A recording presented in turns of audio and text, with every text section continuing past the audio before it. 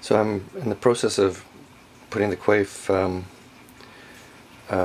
quick ratio steering into the OEM, the original steering rack. So this is my new Caswell plating system, where I can take the old hardware and I can put a fresh coat of zinc-cadnium on things, and I'm about to get a chromate bath as well that allows me, once the zinc-cadnium is set, I can then dip it in acid briefly and then into the chromate and get a clear blue chromate finish. So I'm just working on various things, so you can get a pretty nice look. This is you know, an old you know, the bracket for the rack, and it's comes out pretty nice out of the bath. So I just want to redo this again with the chromate, so that it's what happens is that the zinc is obviously sacrificial.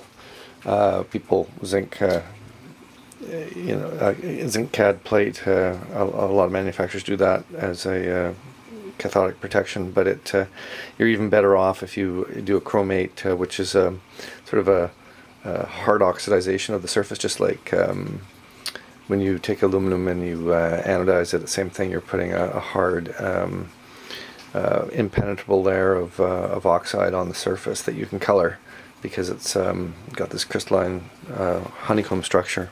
So anyway, that's I'm going to do a lot of the brackets, and a lot of the metal that's exposed will go through this chromate, so make it look nice.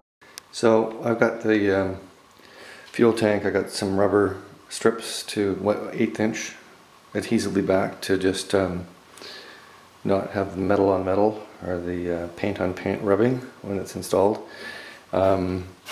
These are the two vents. This is sort of flipped upside down, right? So this is the main vent, which requires a 1/2 inch ID line, and I'm transitioning that into a 1/2 inch to number 8 and fitting, which goes through the adapter down there and becomes a number 6 line that connects into this smaller top vent. So these are the two vents, and then this is going to run, I'll show you that when it's installed, but basically it's my rollover breather system, so that it allows the tank to breathe, but when the car is flipped upside down, it'll stop any fuel from flowing out.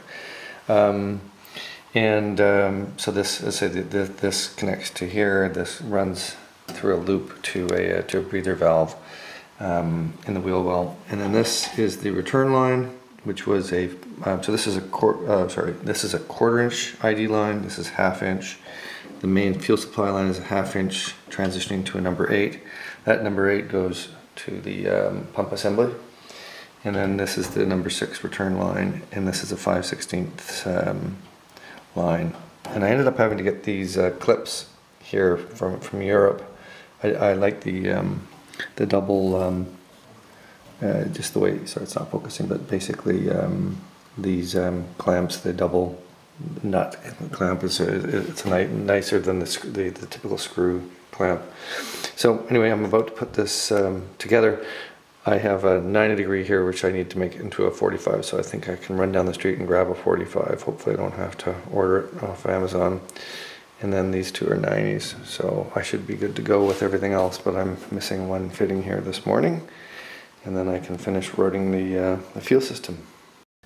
Well, here's a bit of a progress. I've been working on trying to fit everything in.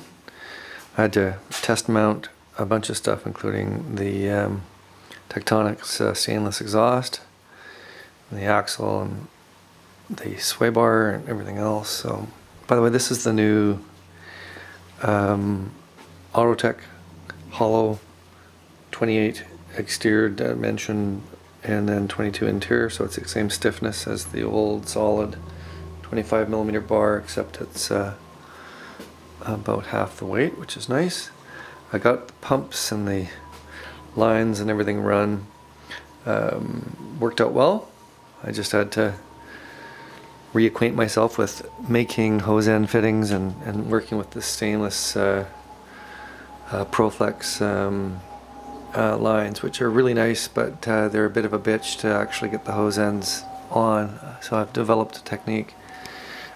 Down below here is hard to see, but if you go underneath the vents that run, yeah, there's two vents, a large vent and a small vent that run, you can't really see, but there's a T there that runs to the back vent, and that's going to come out through the gap in the chassis underneath here. There's a hole that I've re-welded. It was I don't know if you can see it. There it is. That's going to come up into the to the top of the filler neck, and then with this little connection here, it's going to loop back down to this rollover valve. It's a breather valve. So basically I have to make sure that no fuel will spill out when I'm filling the tank. So it's got to go up all the way to the top and then loop back down in such a way that it'll breathe, and it'll also do the rollover function. So I'm missing one female fitting that I didn't realize I needed, so can't get that done today. The exhaust system, what a pain. So basically this rear hanger, when I got this correct, you know, it's drooping a little bit because it's mounted sideways, but when I get the rear looking basically the way I want it, this hanger is completely in the wrong spot. So I'm gonna get Techtonics to just ship me another pipe, and then I'll weld my own bracket so that this is lined up correctly. The other thing, it's really, really tight. It's a lot larger than stock exhaust, obviously, but you know, here's the fuel tank, and then there's the axle, and this thing's got a thread between the two of them, so it'll hang down a bit more when there's gravity and I adjust it, but it's pretty tight through here. I get some heat shielding in here. Here's the problem. So the stock strap, see the strap at the bottom, it's okay, and it clears here. With the top strap, there's no fucking way that would clear with that strap being mounted in here and coming across. It's just the exhaust pipe is right where the strap needs to be, and these straps are going to take the shortest line, and this is a curved area, so the strap wants to run straight across, and it just hits the exhaust pipe. So what I've done is I've made a little 1/8" steel, 2" wide 1/8" steel bracket that mounts where the strap normally would, and it forces the sorry, I just tripped there. It forces the gas tank up into position. So between the lower strap and that upper support, it's in really well. So anyway, I'm happy with that.